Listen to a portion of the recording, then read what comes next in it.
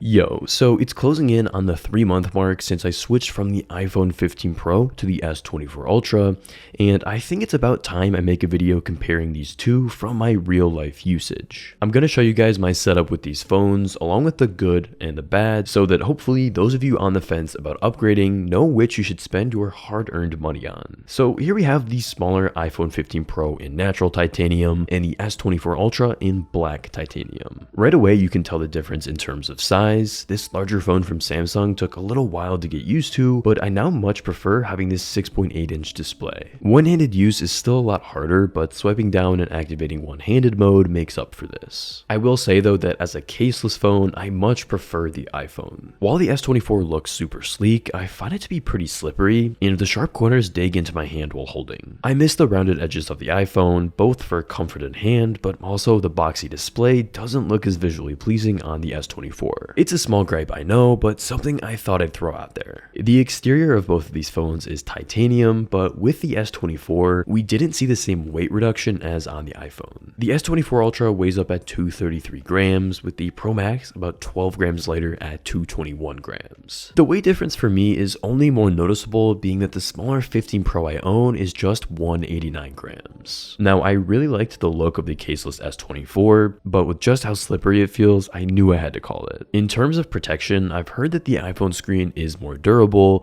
but I have to apologize and say I wasn't willing to test that. That said though, my favorite case has been this black leather one from Bellroy. It looks fantastic and is built really well, making it the perfect addition to my blacked out everyday carry. This is one of the slimmer cases I've seen for the S24, and it cuts around the cameras at back perfectly, looking a lot better than the exposed area on most other cases. The only downside is the lack of MagSafe, which I've taken advantage of on my two other cases to use various accessories. We'll touch on those a bit later. Back to the iPhone, it feels so small in comparison, and honestly, when the 16 Pro drops, I'll be picking up the Pro Max. The addition of USB-C was one of the most significant quality of life improvements for me, and both of these phones having USB-C means that pretty much all of my devices can charge with a single cable. With something like the Nexo charger from Ugreen, I can have 3 USB-C cables plugged in, which these days lets me charge basically anything I want. So to actually get into both these phones, you can use facial recognition,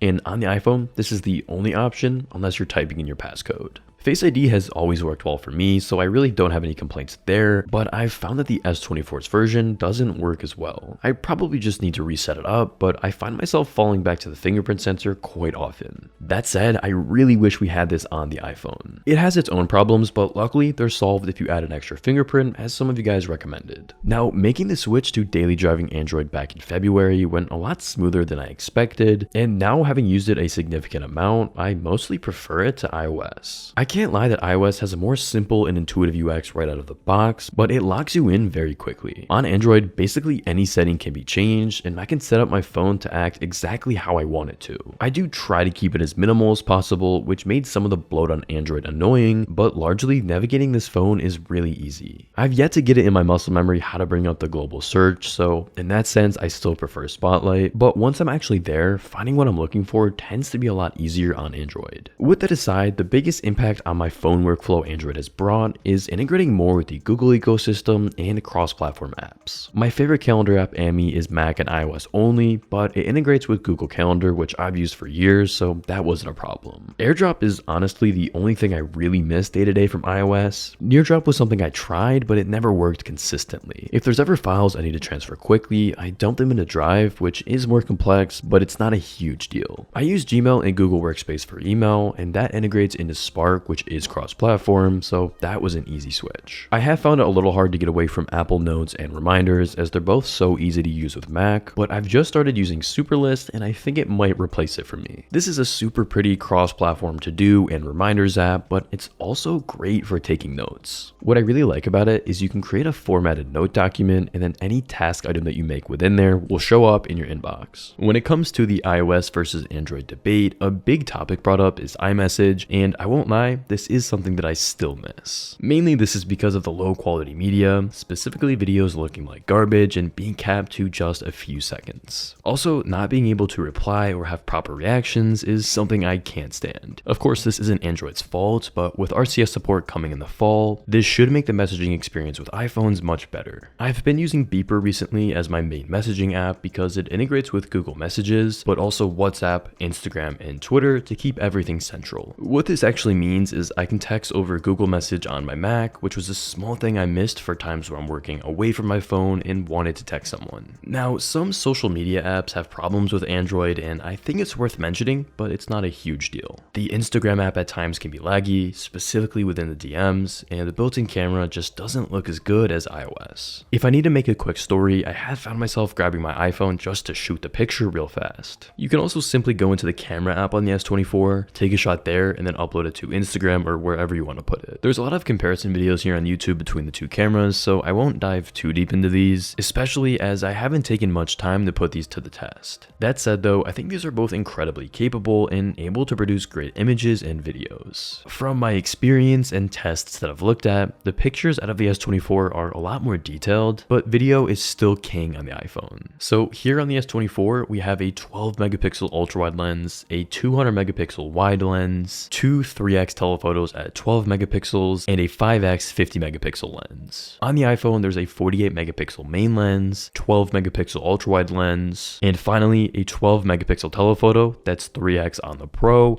and 5x on the Pro Max. Now for photos, what I'll say is the iPhone, at least in my experience, tends to shoot more consistent, but when the S24 does well, they look great. To get the most out of both phone cameras, there's some settings worth turning on that will only take a few seconds. Starting with the S24, you'll want to enable the grid for easier composition and turn on swipe shutter for burst. Some of that inconsistency can be solved by playing with the intelligent optimization settings. This changes the amount of post-processing that's on your images. If you're familiar with Lightroom, and even if not, it's not that hard to learn, I'd recommend using RAW when shooting photos because it gives you a lot more control over the image. If you find yourself sticking with certain settings all the time, such as resolution, play around in settings to maintain them between sessions. Lastly, it's worth downloading the Camera Assistant app as this provides you with some additional settings. One of the ones that I liked the most was zoom shortcuts, which can show the 100x mode that isn't there by default. Now over on the iPhone, I also recommend you enable the grid and shoot in Pro RAW.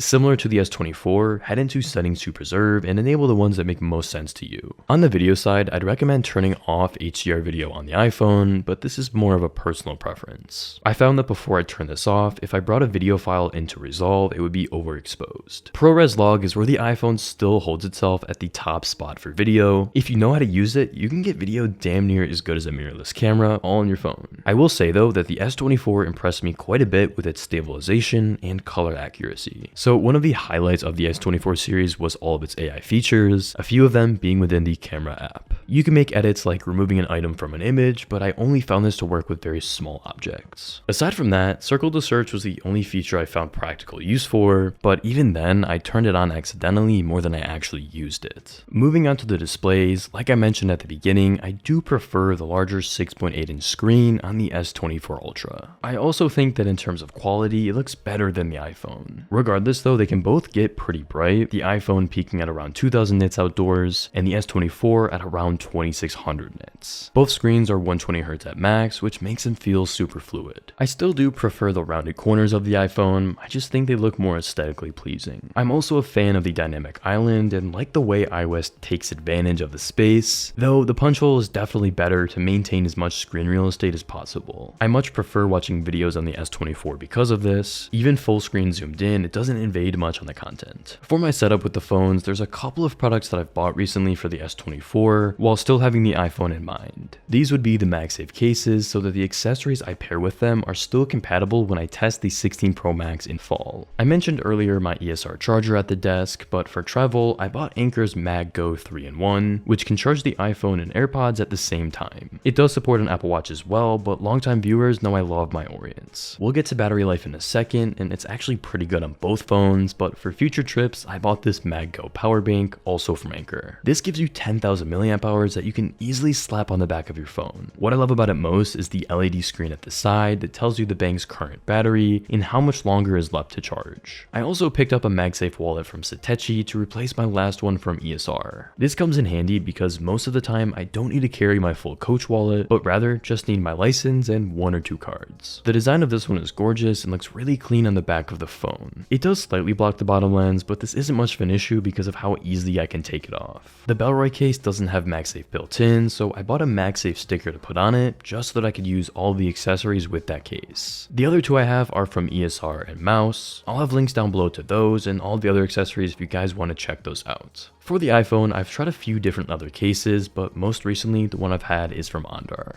I'm not a big fan of screen protectors, and so for pure protection, the mouse case for the S24 is probably the best, as it leaves the most room between the surface and screen. I do think there's an iPhone version of this, so I'll link it down below. Like I said, I don't really want to find out which of these is more durable, but I've dropped both multiple times without having any glass break. I did manage to scratch the corner of my S24, and luckily, unless it's right under the light, it's not too noticeable. So battery life on both of these phones is pretty solid. I was watching Andres' day in the life video, and something he said about the S24 was that once it hits 20%, it flushes down the drain, and this has been true in my experience. Most days recently I have remembered to charge, and I end the day at 60 to 70% because I really don't use my phone all that much. There have been a few days though where I forgot to charge the night before, and I get to the gym with 20% left, and it can't make it even an hour before going dead. The iPhone in my experience seems to be a little worse with battery life. Of course it is smaller, but I haven't daily drove it in nearly 3 months, so I don't have the data to show you guys. For context, the majority of my phone usage day to day is listening to Spotify and Audible, with short bursts of scrolling Twitter and messaging on Beeper. The majority of that use is paired with the AirPod Pros, but when listening through the phone speakers, I find that the iPhone sounds a lot better.